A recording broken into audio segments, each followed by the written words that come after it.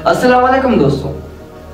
13 अप्रैल 2024 ये वो रात है जब इजराइल में आसमान का नजारा कुछ इस तरह था।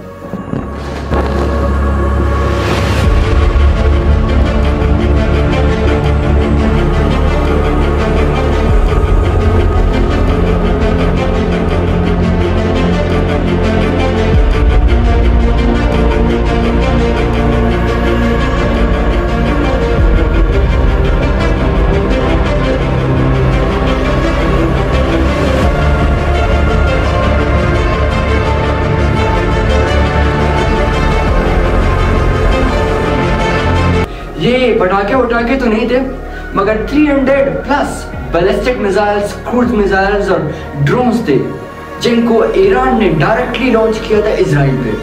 और इस हमले की जिम्मेदारी कबूल करती है IRGC, जिसे हम इस्लामिक रिपब्लिकन गार्ड कॉर्प्स के नाम से जानते हैं, जो ईरानी आर्मी का एक हिस्सा है। इस जंग की खासियत यह है कि इस जंग में पहली दफा ईरान ने डायरेक्टली एक इन्वेजन अटैक लॉन्च किया इजराइल पे। अब यहाँ पे मैं पहली मर्तबा इस्तेमाल कर रहा हूँ डायरेक्टली। इसका मतलब ये है कि पहले जब ईरान अटैक करना चाहता था तो वो अपने प्रॉक्सीज हिजबुल्लाह, हमास एंड यूथीज जैसे मिलिटेंट ऑर्गेनाइजेशंस को सपोर्ट करके, उनको फंड्स देके और उनको ये ऑर्डर देके कि वो इजराइल को किसी न किसी तरह के डिस्ट्रक्शन पहुंचाए। अभी इस टाइम ये फर्स्ट अटैक था कि जब उसने डायरेक्टली अटैक किया इजराइल के ऊपर। फिर दूसरी खासियत ये आती है इस जंग की, ये है कि यहाँ पे एक शैडो वॉर सिस्टम खत्म हो गया जो पिछले 50 सालों से इजराइल और ईरान के दरमियान लड़ा जा रहा था। अभी इस शैडो वॉर सिस्टम को मैं थोड़ा सा कोल्ड वॉर की तरह टच करूंगा। जो कोल्ड वॉर स्टार्ट हो गया था अमेरिका और रशिया के दरमियान, जिसमें वो दोनों कंट्रीज अपने आपस में एक दूसरे के साथ नहीं लड़ते थे, लेकिन अपने मिलिटेंट ऑर्गेनाइजेशंस को आपस में लड़वा के आपस को डिस्ट्रक्ट करते थे। लाइकवाइज हिजबुल्लाह, हमास और यूथीज जैसे मिलिटेंट ऑर्गेनाइजेशंस को ईरान फंड करके, सपोर्ट करके इजराइल पर डिस्ट्रक्शन काज करता था। लेकिन अप्रैल वाली अटैक में इसने इस शैडो सिस्टम को ब्रेक डाउन किया और एक नई जंग की आगाज किया, जो एक रीजनल जंग है मिडिल ईस्ट में। और मोस्ट इंपॉर्टेंटली ये खास हो सकता है world war 3 all over the world. और इसी कॉन्फ्लिक्ट को हम नाम देते हैं the Iran and Israel conflict. दोस्तों, the Iran and Israel conflict दरअसल दो लफ्जों से बना है, ईरान एंड इजराइल। अभी इस कॉन्फ्लिक्ट को समझने से पहले ये हमारे लिए बहुत ही जरूरी है कि हम डिफरेंशिएट कर पाए ईरान और इजराइल के दरमियान। ईरान, जिसे हम the Islamic Republic of Iran IRI या पुराने जमानों में पर्शिया के नाम से भी जानते हैं, ये एक शिया मुस्लिम मेजॉरिटी कंट्री है वेस्टर्न एशिया में। अगर इसकी लैंग्वेज की बात की जाए तो इसकी ऑफिशियल लैंग्वेज पर्शियन है और 86 मिलियन इसका पॉपुलेशन है। बोथ अगर हम लैंड इसकी जियोग्राफिक साइज को देखें या कि इसकी पॉपुलेशन को देखें तो ये ओवरऑल वर्ल्ड में 17 पोजीशन पर रैंक करती है। तो ये सब जानने के अलावा ईरान की लोकेशन को भी समझना बहुत ही जरूरी है इस रिगार्ड में। दरअसल अगर हम ईरान के नॉर्थ में देखें तो कैस्पियन से आर्मीनिया, अजरबैजान और तुर्कमेनिस्तान जैसे कंट्रीज और सी बॉडीज को ये कनेक्ट करता है नॉर्थ से।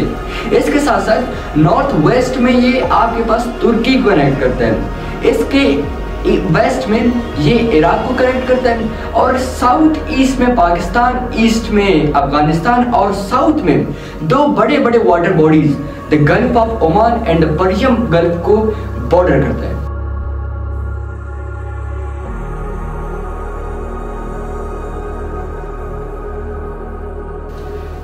दूसरी तरफ द ईरान इजराइल कॉन्फ्लिक्ट में दूसरा बड़ा इंपॉर्टेंट कंट्री आता है इजराइल, जिसे हम द स्टेट ऑफ इजराइल के नाम से भी जानते हैं, जिसकी कैपिटल जेरूसलम है। इजराइल एक इंडिपेंडेंट कंट्री है वेस्टर्न एशिया में, जिस तरह से हमारे पास ईरान था।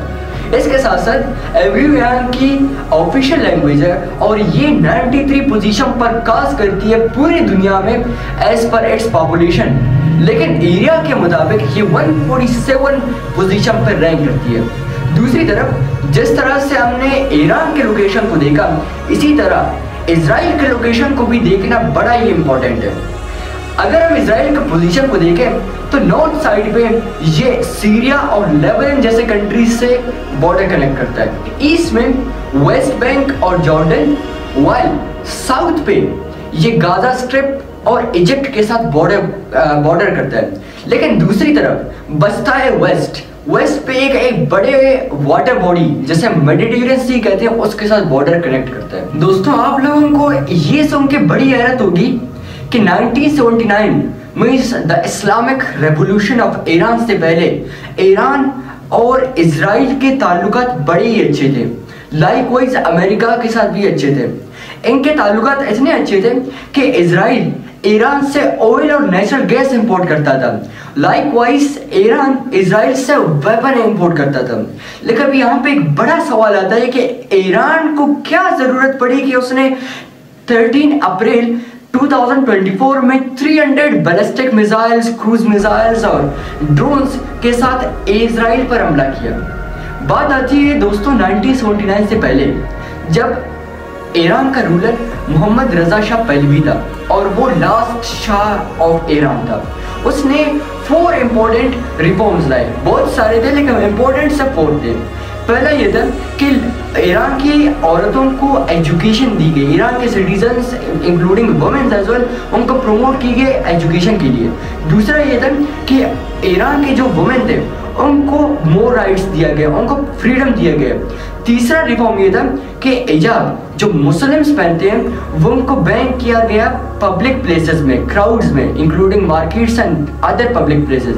फिर चौथा ये था कि ईरान के ये जो सिटीजन्स वगैरह हैं, ईरान के ये जो पॉलिटिकल मेंबर्स हैं, पॉलिटिकल सीट्स हैं, इनको कोई काम नहीं था उनके रिलीजन से। लाइकवाइज उनके जो रिलीजियस लीडर्स थे उनको कोई काम नहीं था पॉलिटिक्स में।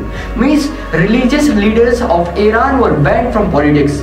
इन सब को देखते हुए ईरान की जो अवाम है वो सप्रेस होने लगी। ईरान की जो शिया मुस्लिम डोमिनेंसी थे उसको सप्रेस किया जा रहा था, जिसकी वजह से रिवोल्ट्स बढ़ते गए और लास्टली 1979 को एक बड़ा धमाकेदार प्रोटेस्ट हुआ, जिसके बदले में ईरान का एक नया रेवोल्यूशन आया जिसे हम आज the Islamic revolution of Iran के नाम से जानते हैं। और उसमें वो जो मोहम्मद रजा शाह पहलवी है उसको डिथ्रोन किया गया और खुमैनी को जो है ना ओवरथ्रोन किया गया, उसको नया बादशाह बनाया गया, उसको the Islamic Republic of Iran का नया लीडर, सुप्रीम अथॉरिटी बनाया गया।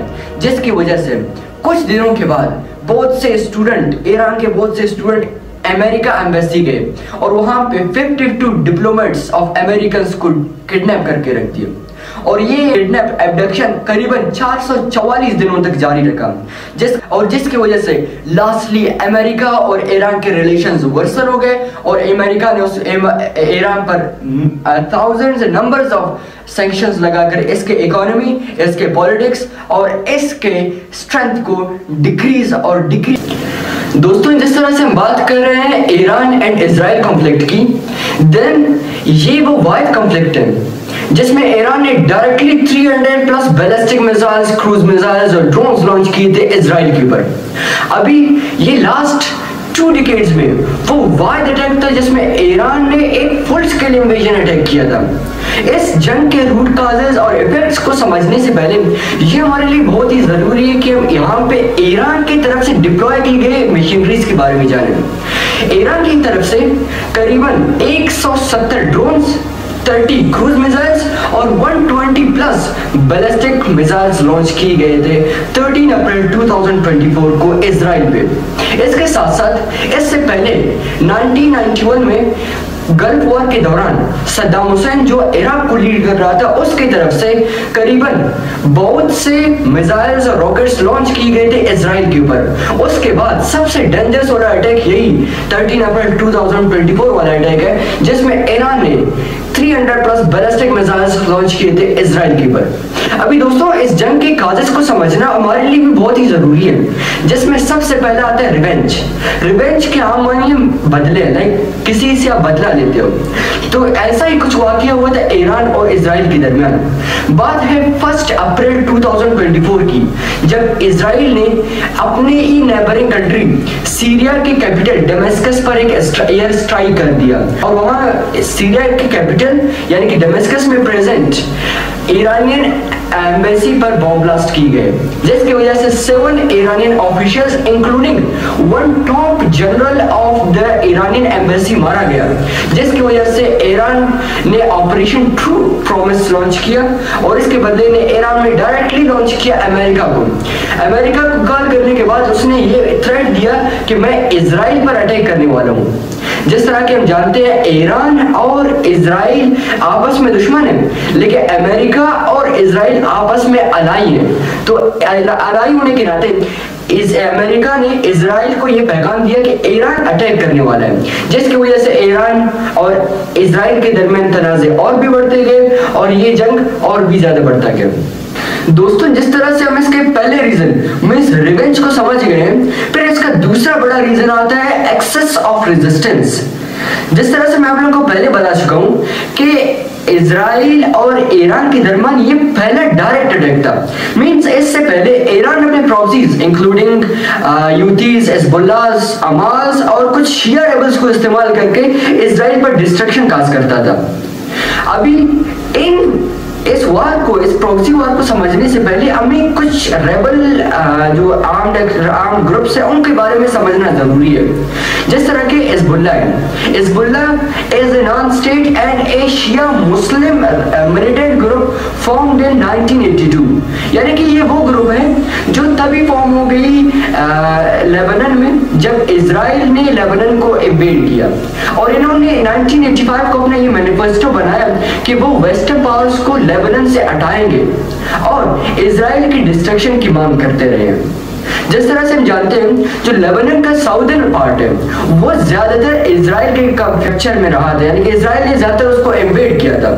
फिर 2000 को हिजबुल्लाह की वजह से इजराइल को पुश बैक करना पड़ा, क्योंकि हिजबुल्लाह बार बार इजरायली फोर्सेस पर डिस्ट्रक्शन काज करता था। इसी तरह का एक जंग 2006 में भी हुआ जो 34 दिनों तक चलता रहा, लेकिन किसी को मींस ना इजराइल को और ना ही हिजबुल्लाह को विक्ट्री मिली। इसके साथ साथ हम जानते हैं कि ये जो पैरामिलिट्री विंग है ये खुद लेबनान की आर्मी से बहुत ही पावरफुल है। सेकेंडली लेट्स मूव टू यूथीज भी ईरान के प्रॉक्सीज में शामिल है जो यमन में फॉर्म हुई है। यूथीज दरअसल 1900s में फाउंड हो गए थे और इन्होंने भी अपना मैनिफेस्टो बनाया है वेस्टर्न पावर्स को यमन से निकालना और इजरायली आर्मी और इजरायली डिफेंस सिस्टम को डिस्ट्रक्शन काज करना। अभी एक बात जानने की काबिल है कि चाहे वो हिजबुल्लाह हो, यूथीज हो या हमास हो, जो प्रॉक्सीज हैं ईरान के, इन सबको टेररिस्ट पैरामिलिट्री ग्रुप्स करार दिया गया है European powers including USA, UK, Britain and France जैसे कंट्रीज ने। फिर दूसरी तरफ हम बात करते हैं हमास की। हमास दरअसल 1987 को गाजा में फाउंड हुआ था। ये एक फलस्तीनियन आर्म्ड एंड पॉलिटिकल विंग है। इसके कुछ विंग्स पॉलिटिक्स में इंटरफेयर करते हैं और इसके कुछ मेंबर्स आर्म्ड और मिलिटेंट एक्टिविटीज में काम करते हैं। फिर दूसरी तरफ अगर हम हमास की एक्टिविटीज को देखें तो ये जो पूरा सिस्टम चल रहा है, जो एक रीजनल वॉर चल रहा है मिडिल ईस्ट में, वो सिर्फ और सिर्फ हमास की वजह से शुरू हुआ। बिकॉज 7 अक्टूबर का जो अटैक था, हमास ने इजराइल के ऊपर वो अटैक किया था जिसकी वजह से 12,000 ऑफ द इजरायलीज मारे गए थे और उसकी वजह से इजराइल ने रिटेलिएट किया और गाजा पर बॉम्बार्डमेंट शुरू कर दी, जिसकी वजह से उसने सीरिया पर भी इन्वेड करना चाहा और ईरानियन एम्बेसी को एयर स्ट्राइक में निशाना बनाया, जिसकी वजह से अभी इस 13 अप्रैल का जो अटैक है वो हो रहा है। मींस ओवरऑल अगर बात की जाए तो ये जो पूरा हमला है वो रूट काज शुरू होता है 7 अक्टूबर के अटैक से, जिसको काज किया था इसी पैरामिलिट्री ग्रुप हमास ने। इस जंग की तीसरी रीजन आती है वार्निंग टू अमेरिका। जिस तरह से हम जानते आ रहे हैं कि रशिया ईरान को बहुत पहले से ही सपोर्ट कर रहा है और 13 अप्रैल 2024 वाली जंग में रशिया ने डायरेक्टली वार्न किया अमेरिका को कि अगर वो इस जंग में डायरेक्टली इन्वॉल्व होगा तो रशिया भी उसके खिलाफ इस जंग में उतरेगा, जो इस जंग को रीजनल वॉर से पूरा वर्ल्ड वॉर 3 बना देगा और ये वर्ल्ड वॉर 3 डिस्ट्रक्शन के अलावा कुछ भी नहीं। दोस्तों, इस जंग की चौथी रीजन आती है leadership of Muslim community. Saudi Arabia का जो कॉन्फ्लिक्ट है, उनके तनाज़े हैं। सऊदी अरेबिया जिस तरह हम जानते हैं वो भी मिडिल ईस्ट में है, लेकिन वो सुन्नी मेजॉरिटी कंट्री है। इसकी दूसरी तरफ ईरान है। ईरान एक शिया मेजॉरिटी कंट्री है और इन दोनों के दरमियान बहुत ही तनाज़े हैं और ये दोनों मिडिल ईस्ट के रीजनल पावर्स हैं। अभी हम जानते हैं कि ईरान ने एक इन्वेजन अटैक लॉन्च किया इजराइल के ऊपर। उसका एक और फायदा ईरान को ये हुआ कि ईरान ने जो सऊदी अरबिया के डोमिनेंस लीडरशिप था मुस्लिम कम्युनिटी के ऊपर, उसको अपनी तरफ राग़िब कर दिया। मींस सऊदी अरबिया से पूरे दुनिया का अटेंशन, मुस्लिम कम्युनिटी का जो अटेंशन था वो हट गया, वो आ गया अभी ईरान के ऊपर और ज्यादातर मुस्लिम कम्युनिटीज सऊदी अरबिया के बजाय ईरान को रिस्पेक्ट देने लगे।